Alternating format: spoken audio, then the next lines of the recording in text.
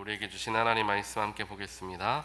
로마서 8장 12절부터 17절까지 말씀입니다. 로마서 8장 12절로 17절 말씀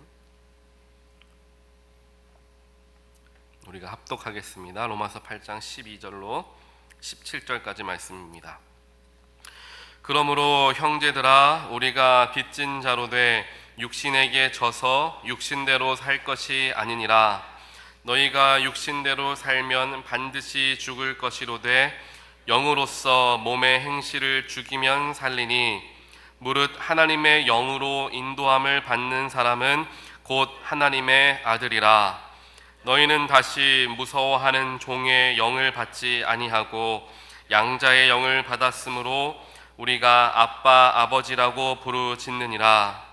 성령이 친히 우리의 영과 더불어 우리가 하나님의 자녀인 것을 증언하시나니, 자녀이면 또한 상속자 곧 하나님의 상속자요 그리스도와 함께한 상속자니, 우리가 그와 함께 영광을 받기 위하여 고난도 함께 받아야 할 것이니라. 아멘. 로마서 8장 어제 1절부터 11절까지 보고 오늘은 12절부터 그 이후에 있는 말씀을 우리가 함께 보게 됩니다. 로마서 이제 8장 말씀을 쭉 살펴보면은 우리에게 하나님께서 허락하여 주신 특권들이 있다라는 이야기를 이제 사도 바울이 하고 있습니다.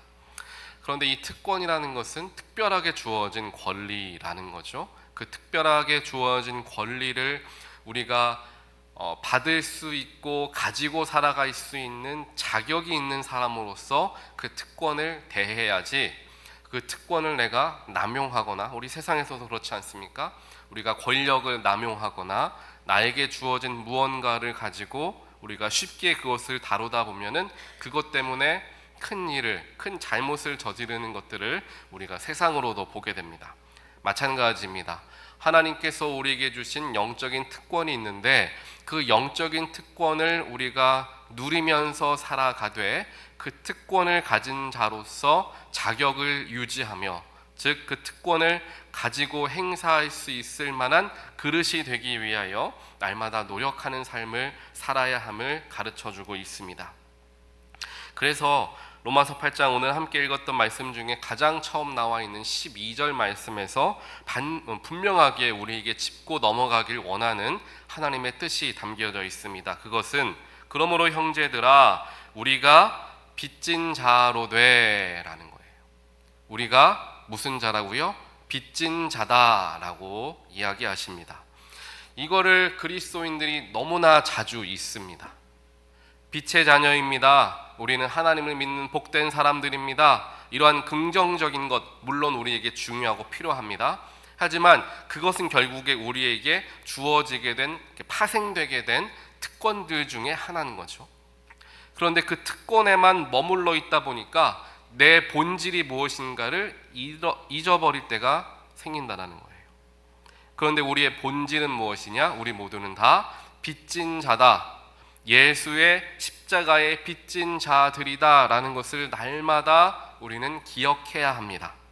이걸 기억해야 그리스도인들이 세상 속에서 살아가는 동안 빚진 자로서 삶을 바라보기 때문에 항상 겸손하게 삶을 대할 수 있습니다. 또 다른 사람을 정죄하거나 나와 비교하거나 그 사람들의 잘못을 들추어내는 일들을 내가 조심할 수 있는 이유는 뭐냐면, 내가 이미 빚진 자이기 때문에 누가 누구를 두고 뭐라 할 수 있는가라는 생각을 하게 된다는 거예요. 내 옷에 뭔가 더러운 것이 묻어있는 상태라고 한다면 누군가의 옷에 묻어있는 것을 두고 내가 나무라 하기가 어렵죠. 그런데 그렇게 하는 일들이 굉장히 많은데 왜 그렇습니까? 내 몸에 무엇인가가 묻어있는 것을 안 보니까 그래요. 내 몸에 얼마나 더러운 게 묻어있는지를 안 보고 타인을 바라보고 다른 것만 바라보다 보니까 그 속에서 더러운 것들, 다른 이들에게 있는 잘못들만 내 눈에 들어온다는 거죠.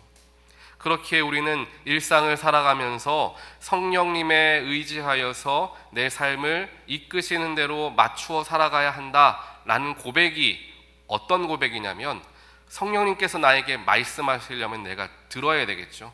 그리고 그 듣는 거를 그냥 귀로만 듣는 게 아니라 마음으로 들어야 되겠죠. 마음으로 듣게 되면 내가 생각을 해보게 됩니다. 성령께서 나에게 이렇게 말씀하시는 이유가 뭘까? 그렇다면 오늘 저와 여러분들에게 성령께서 말씀하시는 게 무엇입니까? 오늘 우리가 대하는 말씀일 거예요. 그러므로 형제들아, 우리의 이름을 넣어볼 수 있겠죠. 그러므로 누구누구야, 너는 빚진 자다 라고 성령께서 우리에게 말씀해 주고 계시는 거예요. 그 말씀을 왜 하실까 생각해야 된다는 거죠. 내가 빚진 자라는 것을 잊고 살아가기 때문에, 빚진 자인 줄 모르고 마치 복받은 사람이라고만 생각하며 세상을 바라보고 있기 때문에 그 속에서 넘어지게 된다는 거죠. 그래서 빚진 자인 것을 잃어버렸을 때 그 12절 후반부에 나오는 것처럼 육신에게 지게 됩니다. 그래서 육신대로 살아가게 된다라는 거예요. 이게 다 로마서에서 사도 바울은 로마서도 그렇고요, 성경의 여러 부분들이 이제 수사학적으로 연결되어져서 표현되어져 있는 그런 글들이 많습니다. 그래서 앞에 것과 뒤에 거가 연결되어지고 뒤에 거가 앞에 거를 설명해 주게 되는 그러한 연결성들이 많이 발견되어지죠. 마찬가지입니다. 육신대로 내가 살아가고 있다라는 것을 느낀다면 그것을 해결하기 위해서 할 수 있는 한 가지의 방법은 내가 빚진 자이다라는 것을 날마다 생각하며 살아갈 때에 육신대로 살아가는 것을 이겨낼 수 있겠다라고 생각을 해볼 수가 있는 겁니다. 그래서 내가 하나님의 영 안에 살아가기보다, 하나님의 뜻 안에서 살아가기보다 세상을 쫓아 살아가고 육신의 정욕을 쫓아 살아가고 세상에서 없어질 그런 가치관을 쫓아 살아간다라는 것을 내 스스로 느끼게 되었을 때 뭐가 문제인가 라는 것은 내 정체성을 잃어버렸기 때문에, 그 정체성은 나는 빚진 자다 라는 가장 기본적인 정체성을 잃어버렸기 때문에 그 속에서 내가 육신의 이끄는 대로 내가 살아가며 범죄했구나 라는 것을 생각을 할 수가 있게 된다라는 거죠. 근데 로마서 8장 전반부를 보면은 이제 성령께서 우리 가운데, 즉 하나님의 영 안에 거하는 사람, 그의 영 안에 거하는 사람들이 진정한 그리스도인이다라고 이야기를 하십니다. 그런데 그 하나님의 영, 즉 성령을 이야기하죠. 그 성령 안에 거하는 사람들에게서 나타나는 특징에 대해서 얘기하는데요, 성령이 주는 것은 생명과 평안이다라고 이야기를 합니다. 성령이 주신 것은 생명과 평안이다라는 거예요.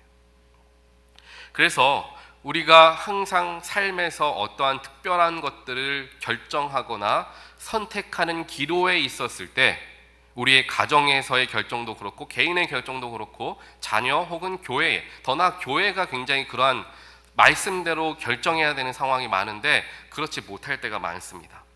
그럴 때에 결정할 수 있는 중요한, 반드시 우리가 고려해야 되고 반드시 함께 생각해야 되는 선택의 사항은 뭐냐면은, 선택할 때에 이 일로 하여금 우리가 생명을 살리는 일을 하는 것인가를 항상 생각해 봐야 돼요.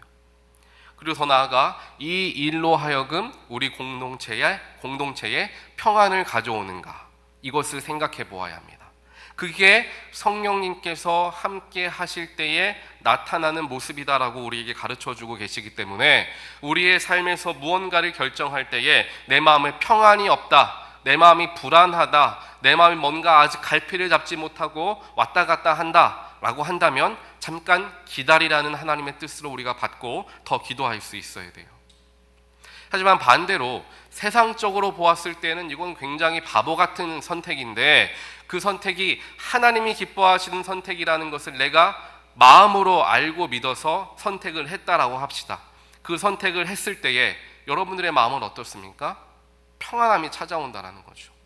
세상의 것을 쫓아 선택했을 때에는 불안함과 내가 이것을 해도 괜찮은가라는 그 마음들이 우리에게 가운데 찾아오는데, 하나님이 기뻐하시는 선택을 하다 보면 내 마음에 평안이 찾아오더라라는 거예요.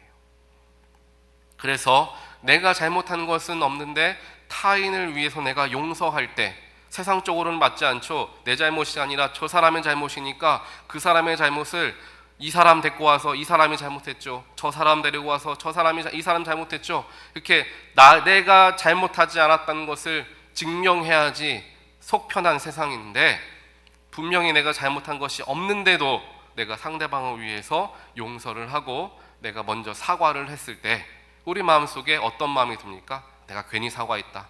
괜히 사과했네. 내가 이런 마음이 드십니까? 아니면 그래, 참 잘 사과했다. 내가 먼저 용서하길 잘했다. 라는 마음이 드십니까? 당연히 후자의 마음이 많이 드실 거예요. 왜냐하면 그게 성령께서 원하시는 영의 선택이기 때문이죠.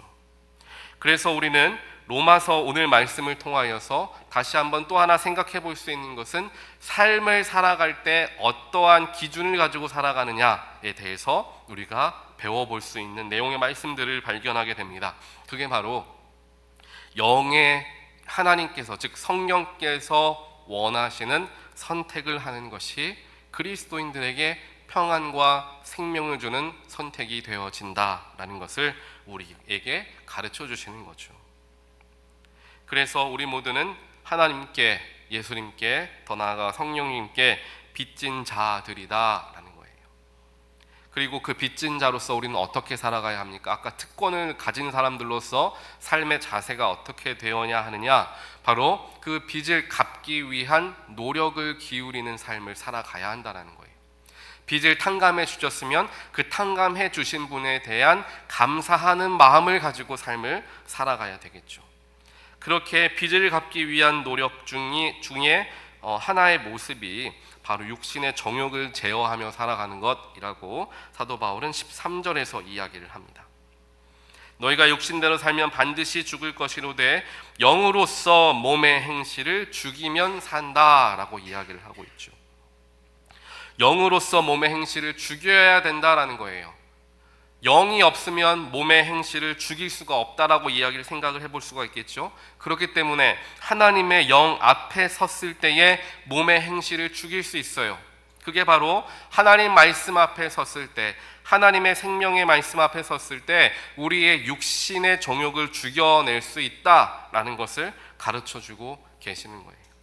그래서 우리는 말씀 앞에 자주 노출이 되어야 합니다. 그래서 저는 어떤 방법을 사용하냐면, 여러분들 보통 습관들이 있으실 거예요. 아침에 일어나서 가장 먼저 하시는 게 뭔가, 그걸 한번 잘 생각해 보세요. 저는 아침에 일어나면은 정수기 앞에 가서 물 한 잔을 떠서 한 컵을 마시는 걸 아침에 일어나자마자 합니다. 그래서 그 물컵, 그 정수기 그 위에다가 말씀 그 캘린더를 하나를 놨어요. 그래서 그걸 하나씩 매일 넘기죠. 그래서 그 자리에서 물을 한 잔 마시면서 하나님 말씀을 보는 거예요. 이와 같이 내가 말씀에 잘 노출될 수 있도록 내 삶에서 습관을 들이려는 노력들을 기울여야 한다는 거예요. 그래서 우리가 아침에 일어나서 처음에 하시는 일들, 그 장소에 말씀을 읽을 수 있는 무언가를 한번 내려놓아 보시길 바랍니다. 뭔가 열지 않아도 바로 한눈에 볼 수 있는, 그 말씀 캘린더 같은 경우에는 한 구절밖에 써 있지 않아요. 그래서 그렇게 우리가 말씀에 더 쉽게 노출되기 위한 삶의 노력들을 기울일 때 그 말씀으로 말미암아 내가 내 육신의 정욕과 행실을 죽일 수 있게 된다라는 것입니다. 그리고 성령께서 우리 가운데 하시는 게 무엇인가 또 이야기를 하시는데요. 15절과 16절에서 이야기합니다. 성령께서 우리에게 하시는 역할은 하나님의 자녀가 되게 하신다라고 이야기를 해요. 이제 너희는 다시 무서워하는 종의 영을 받지 아니하고 양자의 영을 받았다라는 거예요. 이제까지는 세상의 종, 죄의 종 노릇하며 살아가는 사람이었지만 하나님의 영, 성령님을 받은 이후부터는 이제 하나님의 양자가 되는 놀라운 축복을 받게 되어서 하나님을 두고 아빠, 아버지라고 부를 수 있게 되었다라고 이야기를 하는 거예요. 이게 굉장히 중요한 핵심이 되는 말씀입니다. 왜냐하면 이 당시에 배경을 살펴보면 유대인 출신의 그리스도인들, 기독교인들이 있었고 비유대인, 즉 이방인 출신 그리스도인들이 있었죠. 그런데 아무래도 유대인 출신 그리스도인들이 자신이 그들의 그 정체성이 유대인들이었기 때문에 뿌리가 자기들에게 있었다라는 그런 뭔가 특권 의식들이 있었습니다. 그런데 그와 반면에 이방인 출신 그리스도인들은 뭔가 자기는 이방인 출신이기 때문에 하나님이면은 유대인들만의 하나님, 이스라엘의 하나님이라고만 좀 생각하게 되었던 거죠. 그때 사도 바울은 하나님의 영, 즉 성령에 대한 이야기를 하면서 결국 유대인이냐 아니냐가 중요한 게 아니라 성령이 계시냐 계시지 않느냐에 따라서 하나님의 자녀가 되어지지 않고가 나누어진다라는 것을 가르쳐주고 있는 거예요. 즉 유대인들에게만 머물러 있었던 하나님의 특권의식, 하나님의 백성이라는 특권의식을 이제 온 인류에게 함께 선포하게 되는 그러한 놀라운 말씀이 되어진다라는 거죠. 그래서 하나님의 영을 받은 우리들은 하나님을 아버지, 아빠라고 부를 수 있는 자격을 얻게 되었다라는 것이죠. 성령님께서 우리에게 해주시는 역할이 바로 이렇습니다. 자, 우리가 잘 한번 생각해 보시면 우리가 아무리 예수님을 잘 믿고 교회를 잘 나온다고 하더라도, 주일 예배를 잘 드린다고 하더라도 우리의 일상에서 하나님을 잊고 살아가거나 하나님이 원하시고 기뻐하시는 일을 놓치면서 아까 말씀드린 것처럼 몸의 행실을 따라 살아가는 경우들이 많다라는 것을 우리가 잘 알고 있습니다. 그렇다면 우리가 왜 그렇게 살아가는가? 그게 다 연결되어지는 거예요. 바로 내 안에 계신 성령님께 내 삶의 운전 한마디로 그 운전대를 들이지 못하고 내 마음대로 내 생각대로 살아가다 보니까 하나님의 뜻을 발견하지 못하고 하나님의 인도하심을 쫓아 살아가지 못하게 된다라는 것이죠. 즉 내 안에 보내주신 보혜사 성령님이 지금도 저와 여러분의 마음 가운데 계신데 그 성령님께서 인도하시는 삶을 살아가느냐, 성령님이 계시지만 내가 삶을 이끌어가는 사람이냐라는 것으로 또 나뉘어진다라고 이해를 할 수가 있습니다. 그래서 성령님께서 내 안에 계신데 예수를 구주로 믿은 모든 사람들에게는 보혜사 성령님이 내 안에 와 계시는데 그 성령께서 내 안에서 말씀하시는 것을 듣고자 노력하고 그와 더불어서 살아갈 때에 하나님의 자녀로서 우리가 살아갈 수 있게 되고, 하나님의 자녀라는 것은 하나님의 다스리심, 하나님의 통치하심 아래에 살아갈 수 있는 것을 이야기합니다. 즉 성령님과 더불어서 성령께서 이끄시는 삶을 살아가게 될 때 자연스럽게 하나님의 통치하심 아래에, 하나님 다스리심 아래에 살아갈 수 있게 된다라는 거죠. 결국 하나님께서 기뻐하시는 삶, 하나님의 백성된 사람의 삶을 살아가기 위해서 우리가 할 수 있는 노력은 성령님께 내 마음의 중심을 내어드리는 일이다 라는 것을 로마서 8장 12절부터 17절까지 쭉 사도 바울은 설명을 합니다. 그러면서 마지막에 17절에 이야기하죠. 그 성령과 더불어서 살아가다 보면 내가 이전까지는 할 수 없었던 무언가를 할 수 있게 돼요. 그게 뭐냐면 17절 후반부입니다. 그리스도와 우리 처음부터 읽겠습니다. 자녀이면 또한 상속자 곧 하나님의 상속자요 그리스도와 함께한 상속자이니 우리가 그와 함께 영광을 받기 위하여 고난도 함께 받게 된다라고 이야기를 합니다. 즉 하나님을 믿고 살아가는 그 길 속에서 나에게 주어진 고난도 함께 내가 감당할 수 있게 된다라는 거예요. 즉 예수를 믿는다라는 것은 예수께서 걸어가신 그 십자가의 길에 동참하는 것을 의미합니다. 예수님께서 살아생전에 계셨을 때에 제자들이 예수님을 따라다니지 않았습니까? 그런데 예수님의 사상이 적혀있는 책을 가지고 그들이 공부하고 사상을 배우는 일을 했습니까? 그렇지 않죠. 그냥 예수님이 가시는 곳을 다 따라다녔어요, 제자들은. 그렇게 예수님께서 고난을 당하실 때, 핍박을 당하실 때, 사람들에게 손가락질 당하실 때 항상 예수님과 함께하며 그 손가락질을 함께 받았고 그 고난을 함께 받았던 거예요. 그래서 그들을 두고 우리는 예수의 제자다라고 이야기를 하죠. 마찬가지입니다. 우리가 비록 그리스도인으로서 예수를 믿음으로 말미암아 구원을 받았다라는 놀라운 축복을 받은 사람들이긴 하지만 우리 모두에게 주어진 고난과 십자가가 반드시 있다는 거예요. 그래서 예수님께서도 말씀하시지 않습니까? 나에게 주어진 십자가를 지며 주님을 따라 나오는 자를 원하신다, 찾으신다라는 말씀을 하신다는 거예요. 즉 예수를 믿는 길은 나의 영이 사는 복되고 감사한 일인 것과 동시에 세상이 보았을 때에는 고난의 길이 되어질 수 있다는 거예요. 하지만 예수 안에서 살아가는 사람들에게는 그게 고난이 아니죠. 고난으로 느껴지지 않습니다. 하지만 세상의 눈으로, 육신의 눈으로 봤을 때는 예수를 쫓아 살아가는 사람들은 고난을 당하는 사람들이다 라고 보여져야 된다는 거예요. 이걸 자꾸만 우리가 그리스도인들이 놓치기 때문에 세상 사람들에게 교회가 손가락질 받는 이유가 바로 여기에 있습니다. 초대 기독교, 초대 교회에서 예수를 믿는 것은 목숨을 걸고 믿어야 하는 일이었습니다.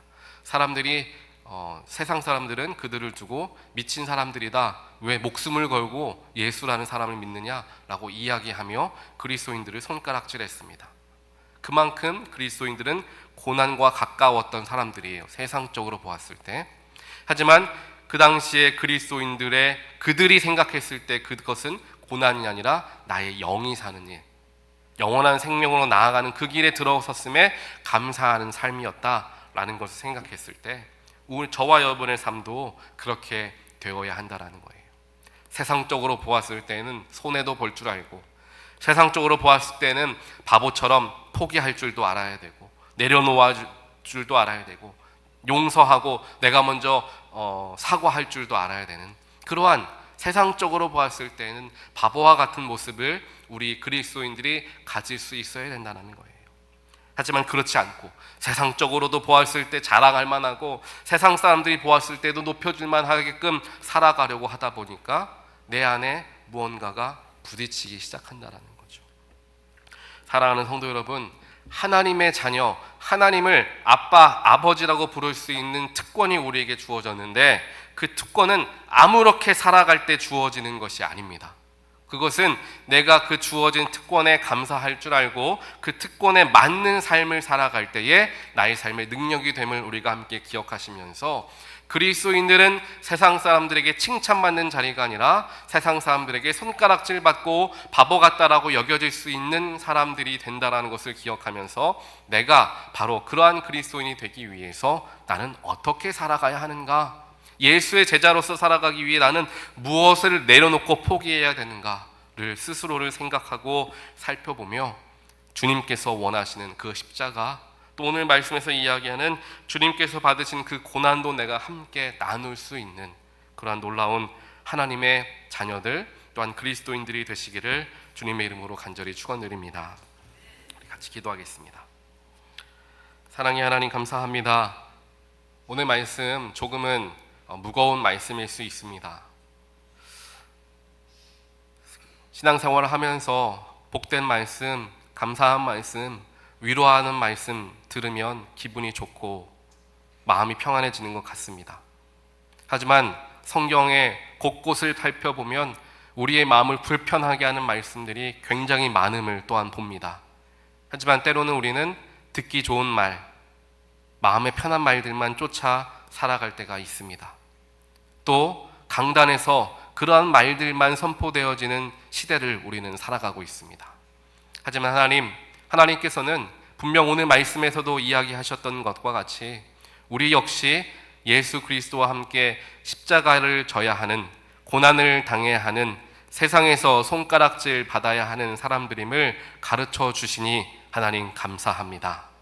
우리에게 주어진 진정한 그리스도인으로서의 정체성이 무엇인가 바로 알게 하시고 세상 사람들에게 칭찬받으며 그들이 보았을 때 예수 믿으니까 저렇게 큰 축복받는구나 라는 것에만 마음을 빼앗길 것이 아니라 예수를 믿다 보면 포기도 해야 되고 예수를 믿다 보면 바보같이 다른 사람을 그냥 용서만 해야 하는 그러한 일들도 감당해야 하는 게 그리스도인의 모습인 것을 저희들 항상 기억하게 하여 주시어서 세상 사람들에게 칭찬받는 그리스도인이 아니라 하나님께 칭찬받는 그리스도인 되게 하시고, 세상 사람들에게 오히려 주님을 모르는 사람들에게 더 내려놓고 더 포기하고 그들을 섬기며 그들을 위하는 삶을 살아갈 줄 아는 우리가 될 수 있도록 하나님, 우리의 마음속에 성령님께서 우리의 마음을, 우리의 삶을 주장하실 수 있도록, 우리의 마음, 삶을 내어드릴 수 있도록 주님께서 우리들 가운데 축복하여